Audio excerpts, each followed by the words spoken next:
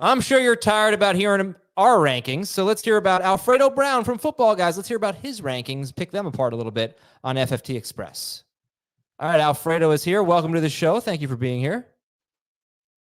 Yeah, thank you for having me. All right, we're going to look at your rankings, and we've got some ones that really stand out. First of all, you have Alvin Kamara as RB7 and James Cook as RB17. So I thought I was high on Kamara. This is terrific stuff. RB7, go ahead and discuss. Some vindication for you. You feel feel better about it now. Yeah.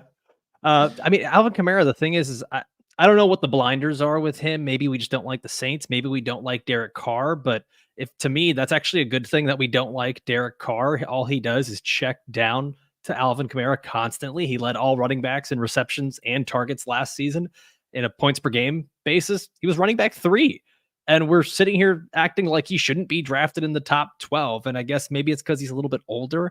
I don't quite know, but Alvin Kamara hasn't been used the same way that most traditional running backs have been used. So I really have no problem with ranking Alvin Kamara in my top 10. And honestly, where you keep getting him in drafts is such a value. You're getting him probably 2 rounds lower than I would normally draft him. I got to start doing more real drafts because eventually the secret's going to be out. I think he's older and hasn't had a 30-yard run in 3 seasons, which is incredible. It might not be a good running back anymore, but it just doesn't matter. So I'm with you there. James Cook, are you concerned about the touchdowns? I'm concerned about a little bit of everything. Had they gone with a few more traditional pass catchers in Buffalo, I think I'd be more okay. They just have a bunch of guys that have redundant skill sets. Khalil Shakir can catch the ball really well close to the line of scrimmage. Curtis Samuel can catch the ball out of the backfield. Dalton Kincaid is going to be playing out of the slot as well. So all these things that we like about a running back like James Cook, that he can be used all over the field to catch passes, they have a bunch of other players that can do similar things. And now they go and draft Ray Davis out of Kentucky, who I love. He's a great pass blocker. He's a great receiver. He's going to work on short yardage and like you mentioned, the touchdown. So there's enough here where I'm a little worried about James Cook. He really only had a very strong 4-game stretch where he had 4 touchdowns. And other than that, it was very up and down, not as romantic as we like to remember it from last year. Yeah, it was up and down for sure. I think the optimism for people is probably just with Joe Brady, he seemed to get a lot more work. But you're right. Without those touchdowns, the work won't lead to consistent production. It's going to have to score a little bit more. Drake London. So, yeah, people are I actually don't really know if people are that split on him. Because ADP, he's like a clear top 12 guy. Everyone's expecting a big year. You have him as wide receiver 9 ahead of Marvin Harrison Jr., and it's hard to get away from the possibility of Drake London, but does it concern you? Because I've compared him all offseason long. Like Garrett Wilson, George Pickens, and Drake London. They have all had terrible quarterback play in their 2 seasons in the NFL. But the other guys have given us 1,000-yard season, 1,100-yard seasons. Drake London's hasn't even been a top 40 receiver per game. So what's your confidence level? Why is your confidence level high enough to make him wide receiver 9? I'm totally going to fumble it here, but my confidence level is not that high to have him at number 9. It's more of just a de facto thing that we kind of fall off this ledge with wide receivers where they go from being very reliable and very safe to you're just going, I kind of needed to start drafting for upside at this point because you get, like you mentioned, Garrett Wilson, Drake London, Marvin Harrison Jr., Chris Olave, Brandon Ayuk, I guess, like all these guys with some great upside.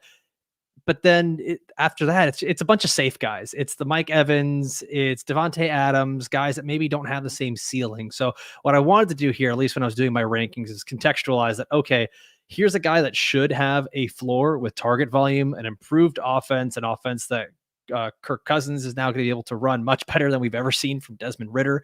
And there should be some better upside if this offense can actually score more. And I think that's been the big thing that's been eluding all Falcons players, is not named Jonnu Smith and Tyler Algier. It's just getting some touchdowns.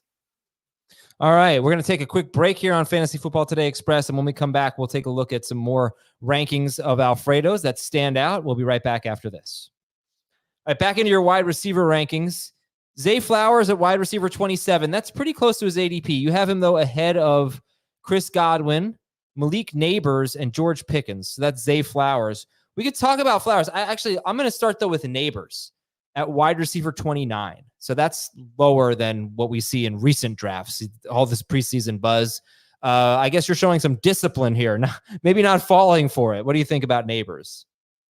So I talked about this on my show that I'm very worried that we kind of end up getting Garrett Wilson here with Malik Nabers. We've a lot of the excuses we use with rookies is that they can be really good. We haven't seen them yet, but we have seen this archetype of player, an extremely talented player that can get over 140 targets in a season and still not really produce enough for fantasy football.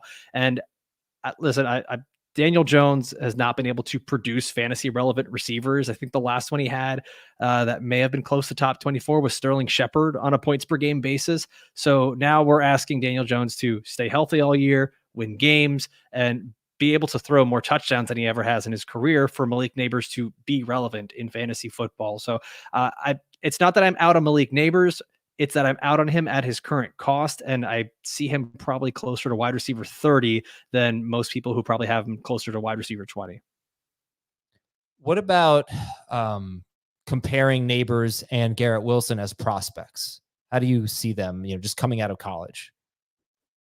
Oh, they compare very favorably. Like they are very similar players. I think some people would probably say I would agree. Malik Nabers is a better prospect than Garrett Wilson, but I think that his situation might actually be a little bit worse. I'm very nervous that the New York Giants are going to end up getting blown up halfway through the season. This is one of those teams where they don't have any other strong weapons. They've had offensive line issues forever. They've got a coach and GM who are on the hot seat. Watching their offseason Hard Knocks made me very, very nervous. And hearing Malik Nabers, this is a total intangible, but hearing Malik Nabers say that he could actually just throw a fit on the sideline if he's not getting targets, it does scare me a little bit. I mean, that's great for fantasy, but it also just scares me a little bit for how the New York Giants could blow up midseason. I didn't like that quote either. That's especially compared to Marvin Harrison, who's like the biggest gentleman, it seems like, already in the NFL. I didn't like that either, but the Giants sure seem to like him. Let's get one more ranking here. Rashee Rice. So it doesn't seem like you've moved him up as much as, say, Heath has. I think you have Rashee Rice as wide receiver 37 right now. Could you see yourself moving him into the top 30? If we find out that Hollywood Brown's injury is worse than believed, and we find out that Rashee Rice is only going to be suspended for 2 or 3 games.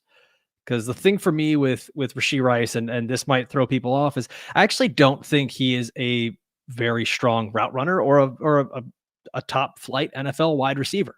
And a lot of that kind of just was happenstance last year that the Chiefs were trotting out Justin Watson, Marquez Valdez-Scantling, Kadarius Toney, who was dropping passes and fumbling the ball. They had no one else to throw to. And then when they did throw to Rashee Rice, it was constantly on screens and slants. He was catching balls by the line of scrimmage almost constantly. Now they go and they bring in 2 other guys who can not only stretch the field, but run a more diverse route tree. If volume was the thing that was carrying Rashee Rice before, I'm very worried that he does not have the volume this year. So that's why I'm more inclined to keep him at like a wide receiver 3 than really even pump him up to where I think some people might have him. Sorry, Heath, you're a homer. I think our guys are not expecting him to be suspended at all this year. We're thinking it seems pretty unlikely. So they've moved him up a little bit more. But Alfredo, thank you very much for coming on. We appreciate it, man. Yeah, thank you for having me. All right, that's Alfredo Brown at Football Guys. I'm Adam Aizer, and we will talk to you tomorrow on Fantasy Football Today Express.